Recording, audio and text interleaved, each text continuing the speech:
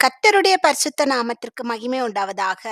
இந்த WhatsApp treasure என்ற YouTube channel மூலமாக உங்களை சந்திப்பதில் கர்த்தருக்குள் மிகுந்த மகிழ்ச்சி அடைகின்றேன். அக்காலத்திலே மனுஷன் தன் கைகளின் கிரியையாகிய பீடங்களை நோக்காமலும், தன் விரல்கள் உண்டு பண்ணின தோப்பு விக்கிரகங்களையும் சிலைகளையும் நோக்காமலும், தன்னை உண்டாக்கினவரையே நோக்குவான். அவன் கண்கள் இஸ்ரவேலின் பரிசுத்தரையே நோக்கிக் கொண்டிருக்கும். நாம் இப்போது ஏசாயா தீர்க்கதரிசியின் புஸ்தகத்தில் 17வது அதிகாரத்தினுடைய கேள்விகள் மற்றும் பதில்கள் குறித்து பார்க்கலாம். ஏசாயா 17ஆம் அதிகாரத்தில் எதனுடைய பாரம் கூறப்பட்டுள்ளது?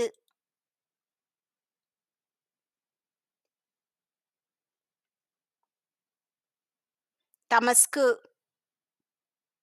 தமஸ்குவானது எப்படி இராமல் தள்ளப்படும்?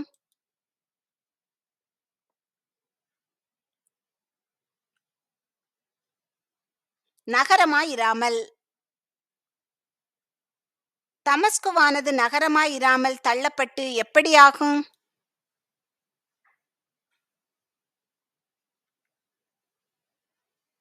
பாழான மண்மேடு. எதன் பட்டணங்கள் பாழாய் விடப்படும்?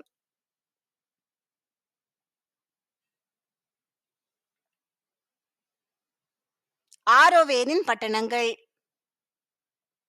ஆரோவேரின் பட்டணங்கள் எவைகளின் வெளியாகும்?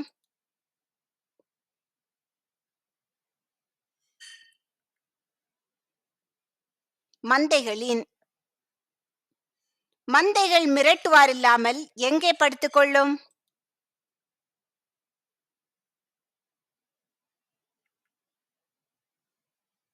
ஆரோவேரின் பட்டணங்களில். அரண் எதை விட்டொழியும்?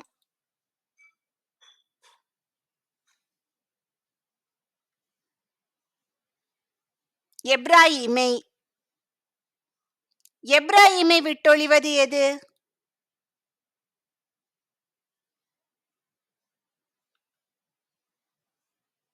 அரண்.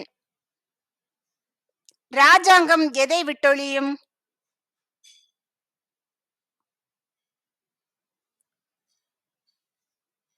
தமஸ்குவை. தமஸ்குவை விட்டொழிவது எது?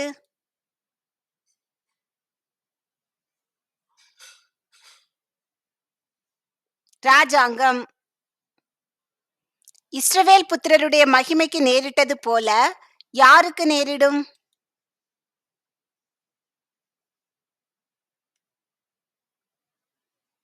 சீரியாவில் மீதியாய் இருப்பவர்களுக்கு.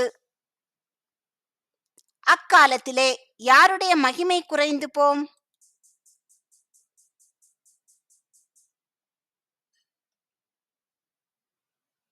யாக்கோபின் மகிமை. அக்காலத்திலே யாக்கோபுடைய எது மெலிந்து போம்?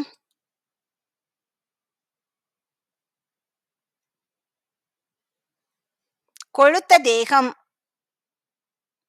ஒருவன் எதை அறிவது போல யாக்கோபின் மகிமை குறையும்?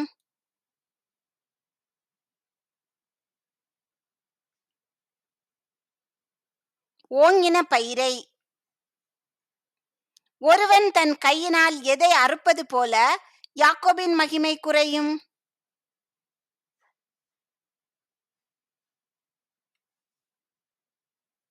கதிர்களை. ஒருவன் கதிர்களை எங்கே சேர்க்கிறது போல யாக்கோபின் மகிமை குறையும்?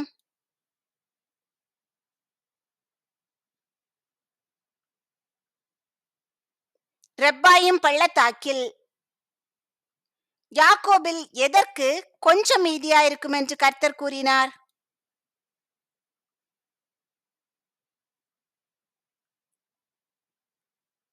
பின்பறிப்புக்கு. ஒலிவ மரத்தை உலுக்கும்போது நுனி கொம்பில் எவைகள் இருப்பது போல யாக்கோபில் பின்பறிப்புக்கு மீதியாயிருக்கும்?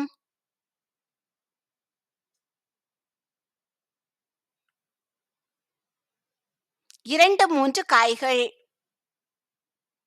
காய்க்கிற ஒலிவ மரத்தின் கிளைகளில் எவைகள் இருப்பது போல யாக்கோபில் பின்பறிப்புக்கு மீதியாயிருக்கும்?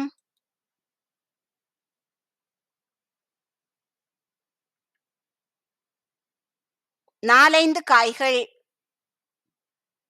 மனுஷனுடைய கைகளின் கிரியைகள் எது?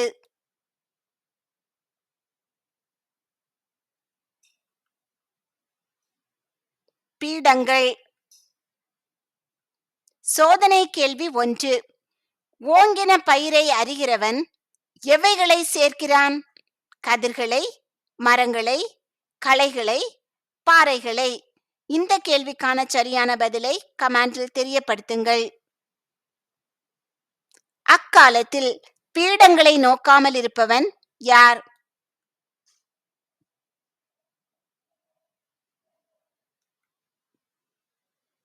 மனுஷன்.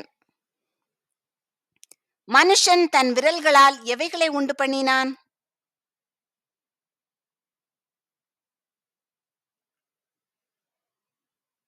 தோப்பு விக்கிரகங்கள், சிலைகள்.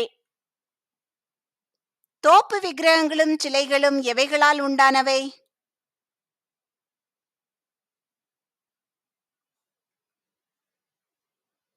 மனுஷனின் விரல்களால். அக்காலத்தில் தோப்பு விக்கிரகங்களையும் சிலைகளையும் நோக்காமல் இருப்பவன் யார்?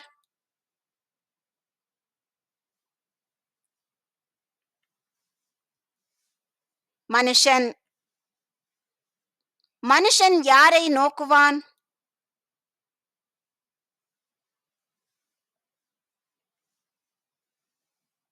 தன்னை உண்டாக்கினவரை. மனுஷனின் கண்கள் யாரை நோக்கிக் கொண்டிருக்கும்?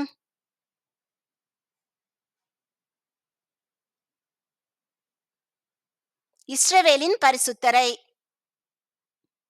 இஸ்ரவேல் புத்திரருக்கு மீதியாய் வைக்கப்பட்ட தழையைப் போல பாழாய் கிடைப்பது எது?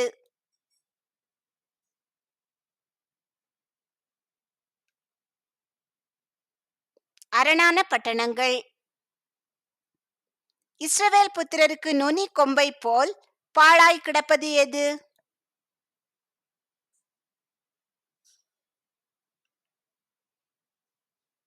அரணான பட்டணங்கள். அரணான பட்டணங்கள் இஸ்ரவேல் புத்திரருக்கு எதை போல பாழாய் கிடக்கும்?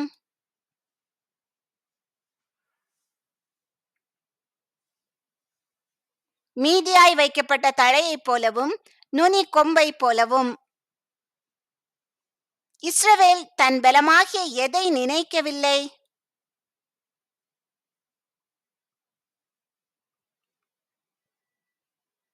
கன்மலையை. இஸ்ரவேல் தன் இரட்சிப்பாகிய யாரை மறந்தது?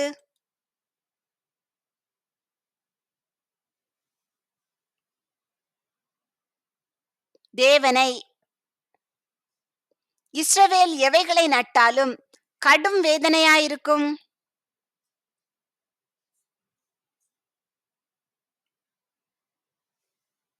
நேர்த்தியான நாற்றுகளை. இஸ்ரவேல் எவைகளை வைத்தாலும் கடும் வேதனையாயிருக்கும்?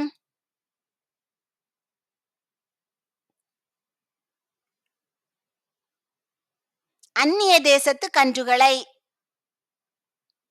இஸ்ரவேல் எப்போது நாற்றை வளர பண்ணினாலும் கடும் வேதனையாயிருக்கும்?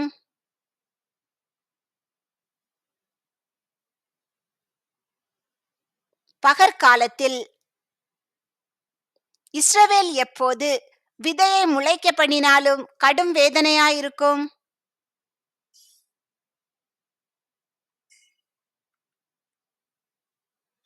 விடியற்காலத்தில். பலனை சேர்க்கும் நாளில் இஸ்ரவேலின் அறுப்பாயிருப்பது எது?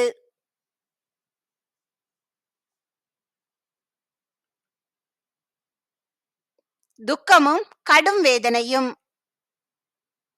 கடல்கள் கொந்தளிக்கிறது போல கொந்தளிக்கிறது எது?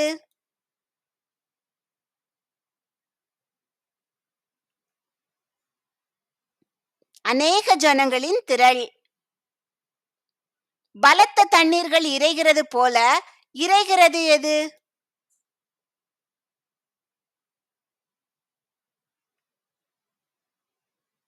ஜன கூட்டங்களின் அமளி. அநேக ஜனங்களின் திரள் எதை போல கொந்தளிக்கிறது?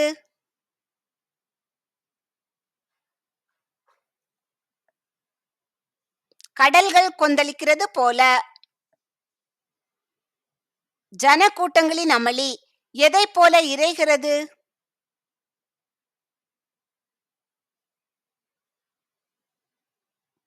பலத்த தண்ணீர்கள் இரைகிறது போல. சோதனை கேள்வி 2. அரணான பட்டணங்கள் எப்படி இருக்கும்?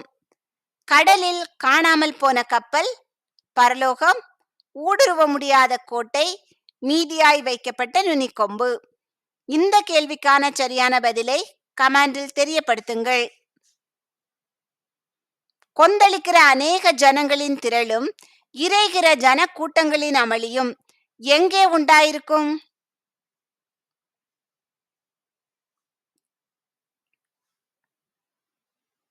இஸ்ரவேலருக்குள். ஜன கூட்டங்கள் எதை போல இறைந்தாலும் அவர்களை கர்த்தர் அதட்டுவார்.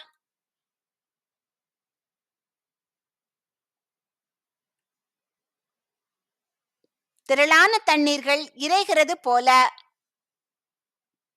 தூரமாய் ஓடி போகிறவர்கள் யார்?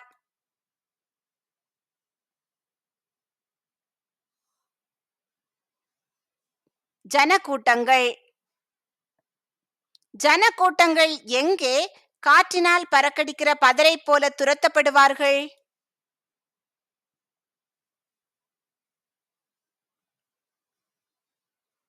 மலைகளில்.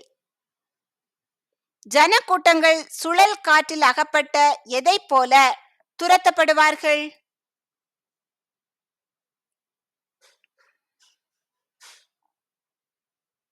துரும்பை போல. சாயங்காலத்திலே உண்டாவது எது?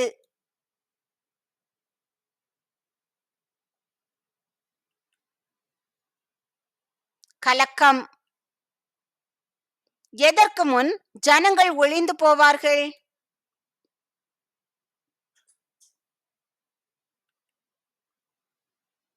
விடியற் காலத்துக்கு முன். சாயங்காலத்திலே கலக்கமும் விடியற் காலத்துக்கு முன் ஒழிந்து போவதும் யாருடைய பங்கு?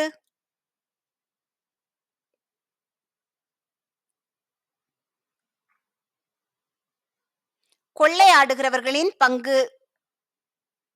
சாயங்காலத்திலே கலக்கமும் விடியற் காலத்துக்கு முன் ஒழிந்து போவதும் யாருடைய வீதம்?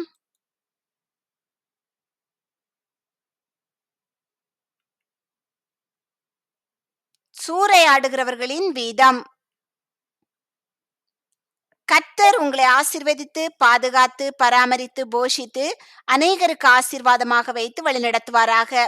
நீங்கள் முதலாவது ஏசாயா தீர்க்கதரிசியின் புஸ்தகத்தில் 17வது அதிகாரத்தை எடுத்து வாசித்து பின்பு இந்த கேள்விகளுக்கான பதில்கள் உங்களுக்கு தெரிகிறதா என்று உங்களை நீங்களே சோதித்து பாருங்கள். இல்லை என்றால் திரும்பவுமாக வேதத்தை எடுத்து வாசியுங்கள். நானோ உம்முடைய வல்லமையை பாடி காலையிலே உம்முடைய கிருபையை மகிழ்ச்சியோடு புகழுவேன். எனக்கு நெருக்கம் உண்டான நாளிலே நீர் எனக்கு தஞ்சமும் உயர்ந்த அடைக்கலமும் ஆனீர். ஆமேன்.